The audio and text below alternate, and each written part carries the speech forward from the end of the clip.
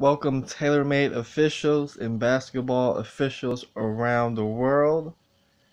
It's me, Ken Thomas, aka Mr. Smooth, again bringing you another video to help all of you guys with your development as a referee. In this video, we will be talking about basket interference, goaltending, player technical fouls, and the mechanics and the rules pertaining to all of these rules that in regards to this play. So with that said, we're going to have a shot at the basket. A player is going to attempt to block the shot, and as they attempt it, they will make contact with the backboard. So I'm going to start the video. Let's see what happens.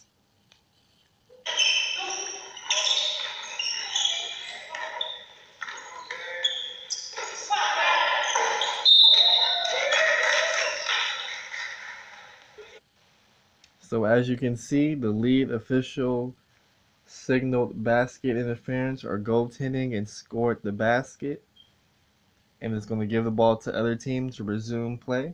So a couple of things I want to talk about. I want to talk about the rules and the mechanics. The first I'm going to start with is the rule. So I'm going to read you the rule to basket interference that can be found in our rule books. Rule 4, Section 6. So I'm going to go ahead and read it for you.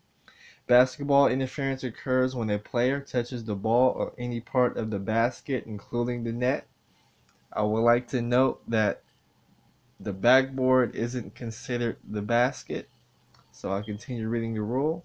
While the ball is on or within either basket.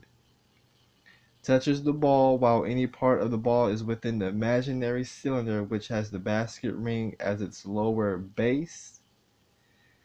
Touches the ball outside the cylinder while reaching through the bottom of the basket from below.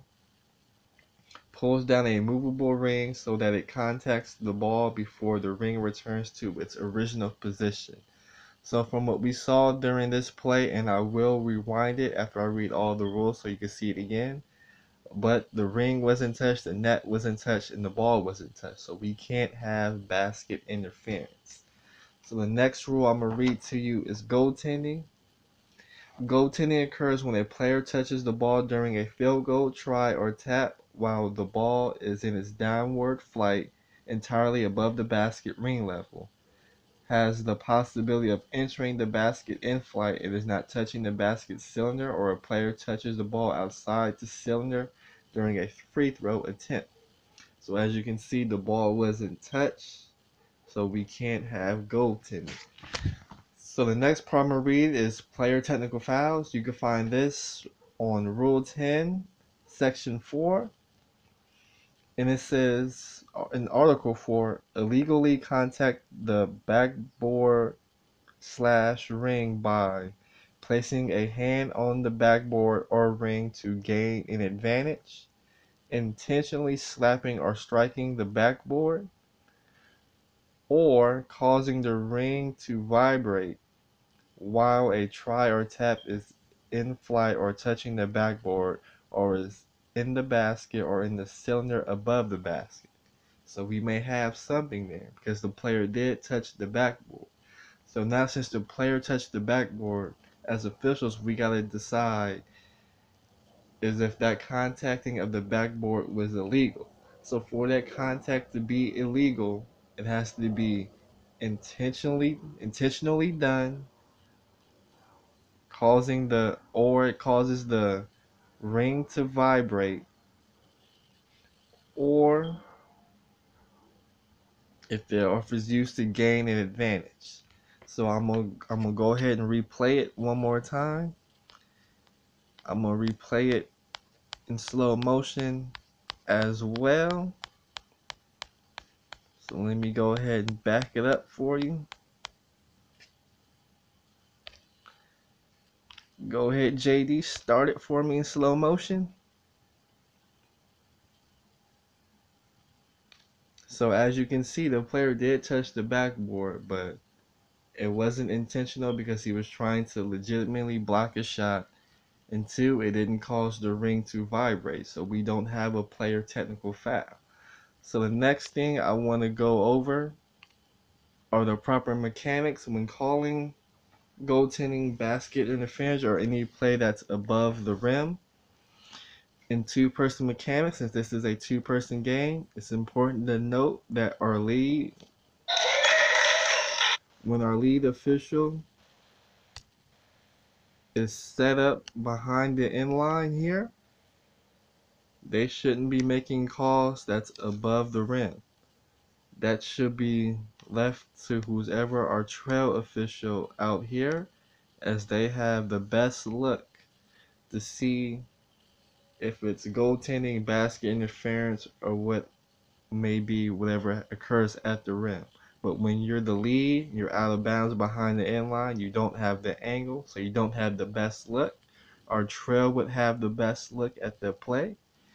The only time a lead would maybe potentially call a basket interference is say they're on a fast break and we have a play at the rim. Since our lead isn't behind the end line, they would then have the best look at the rim because it's a fast break. Our trail's in the backcourt and our lead would have the best look, so they could potentially make that call. So in this situation for this play, if we would ask our trail official why they didn't call basket interference or a player technical foul, they would say because it's not basket interference because the ball wasn't touched or the rim wasn't touched and the slapping of the backboard wasn't illegal contact.